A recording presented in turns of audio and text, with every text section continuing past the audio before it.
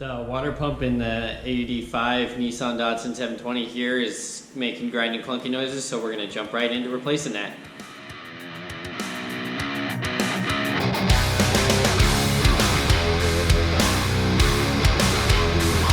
First step is to remove the 4 Phillips head screws from the fan shroud.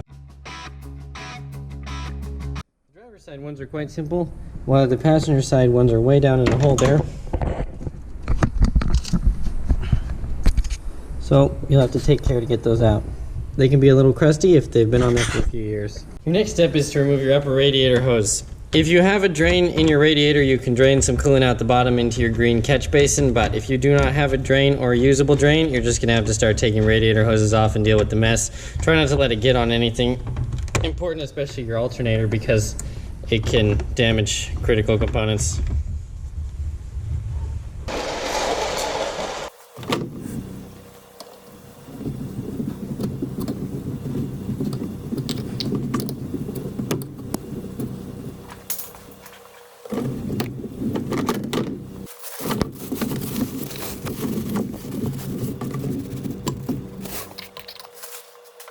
Now it's time to pull your fan shroud out. Mine's broken, so it's really easy to pull out, but sometimes there's a section of plastic at the bottom that makes it difficult.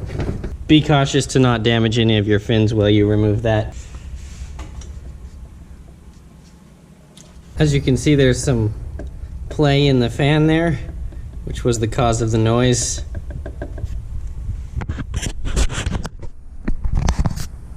Your next step is to loosen your alternator so you can get the belt free.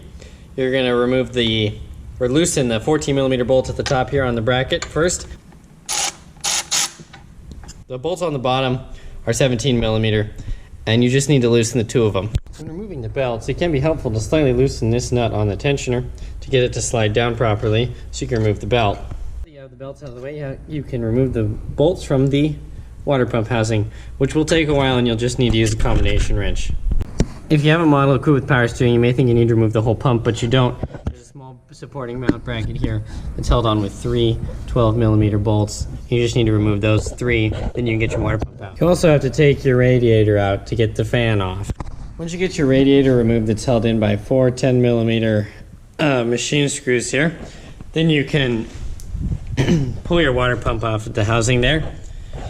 And as you can see, for some reason the impeller on mine has been rubbing against a little shape right here and wore that down quite a bit. Not sure what the deal is with that.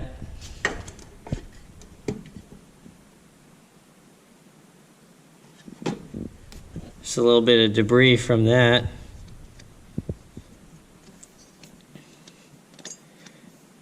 Might need a new timing cover to fully repair that. Then you can scrape this gasket off with a Scotch-Brite and a razor blade.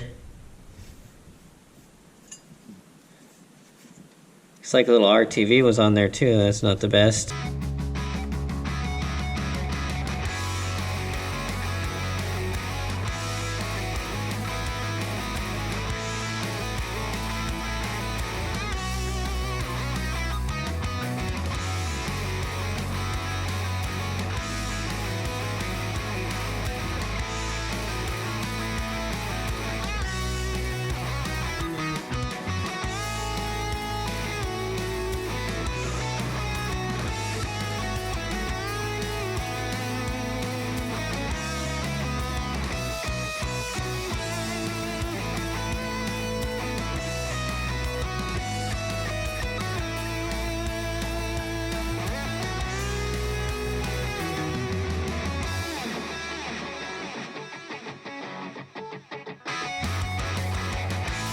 The old water pump was the cast impeller style with the actual curvature to the blades. These work really, really well. The only replacement I could get is not that. This is the cheap kind that doesn't work very good and just kind of chops at the water. Now that you have everything removed, you have to switch your fan over from the old unit to the new one. So you gotta take 4 10mm bolts out of there.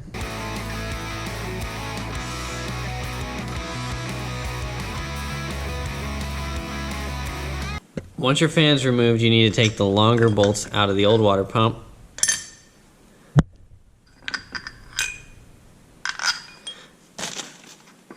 And you gotta install them in the new one in the exact same orientation.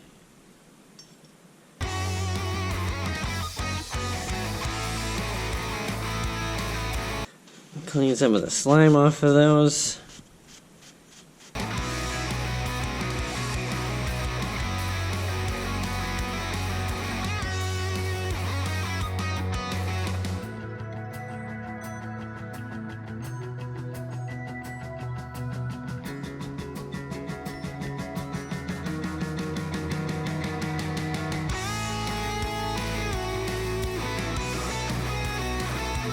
Now the new water pump is set up for studs, whereas the old one was running bolts.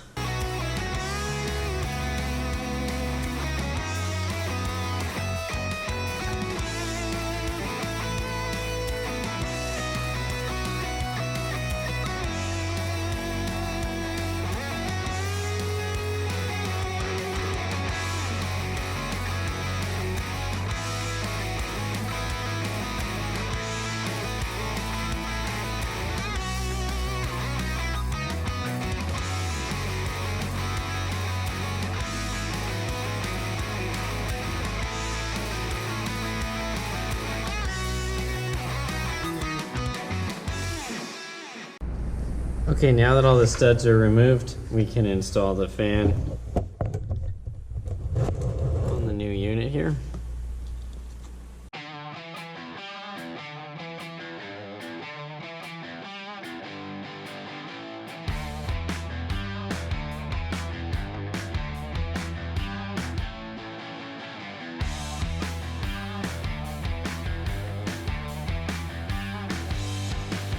Alright, that should be all ready to party now.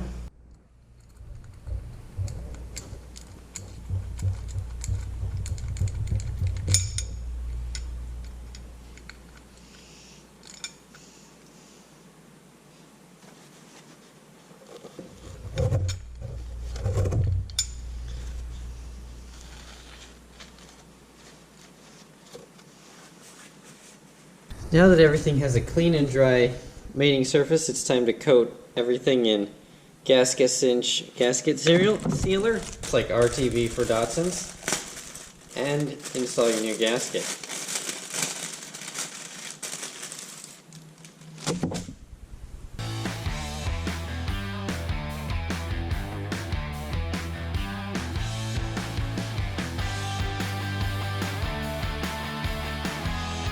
Well, my gasket cinch has gone bad. The next best thing is aviation grade Make a Gasket 2 from Permatex. Just brush some of that all over the entire gasket. Stuff is great. Resists radiator fluid, fuel, and most other automotive and aviation substances. Can be used as a sealant on NPT fuel lines as well.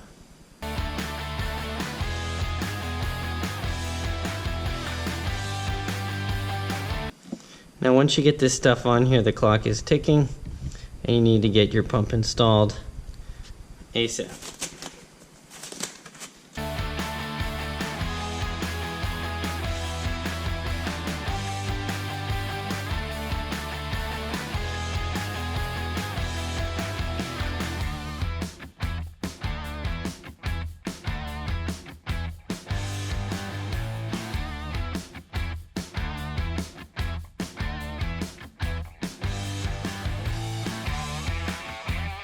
Once you get your new water pump installed, which is pretty much just taking your little 10mm wrench and making a couple of bazillion eighth turns to get all of those little nuts on there, then you can reinstall your power steering pump bracket.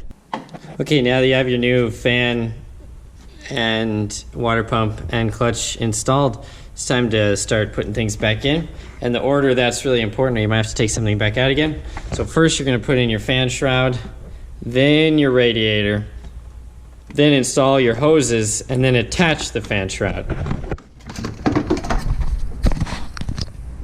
So you just kind of push the fan shroud back behind the fan, and then slip your radiator in front of it. A little bit of trouble with my radiator on this unit, so I just wanted to kind of go over the various problems you can have with radiators here, things you want to check for as you've got that unit all apart. This one here had broken right here, and this one I actually was able to solder back together, no problem. Just kind of experimenting on that one. And it's super crusty inside. There's a lot of rust and debris, and you can just hose that out and you can be fine after hosing that out, but a lot of times if there's a lot of crusty stuff, it means there's material that's left your radiator, so it's actually going to be thinner on the walls, and that can become a problem. This one had a similar problem right here, but I cleaned it up and tried to solder it, and it just would not take the solder. I had everything perfectly clean. You know, there wasn't any glycol deposits or anything on there, and it wouldn't take it. So I kind of gave up, and it also has some issues here with leaks. It's got a leak right there. You can see from the green deposits. You can rinse those out and see if it comes back. It also leaks right there, and it leaks right there. So this one's kind of stuck. This one looks okay. I haven't test run it. It's really slimy inside, but it could be okay because there's no crunchies, just slimies. And it's got a big gash in the front, but it doesn't actually appear to leak at all. You know, these all seem to be intact. There's no green stuff. So this unit could be good. I just didn't test run it because it wasn't the best one I had laying around.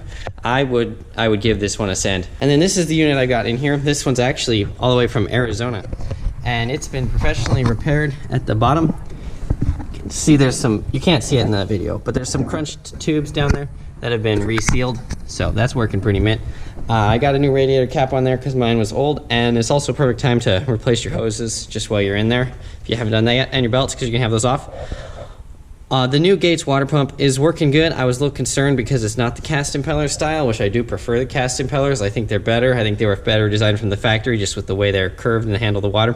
But the Gates one's working great, and it's about 115 degrees outside, so if anything's gonna not work, this is the week.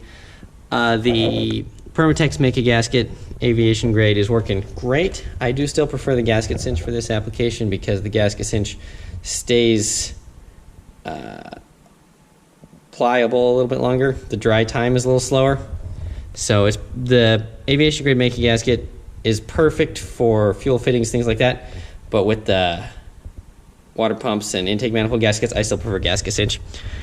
I'm not running a fan shroud right now, which is a little weird. I would much rather be running a fan shroud, but actually this radiator, the fan shroud mounts are pushed forward far enough that the fan shroud was eating into my radiator hose, and that is worse than not having a fan shroud. So I'm going to get something worked out here and make a video about a fan shroud when I get a solution figured out, but again, it's 115 degrees outside and everything's working mint, so can't complain about that. Just kind of wanted to showcase how all this goes together. I was a little bit hurried in the filming because I wanted to get some wheels back on the road again, but you've got a couple of bolt holes on the bottom of your water pump here. 1, 2, 3, 4, 5 bolt holes, and 2 alignment dowels.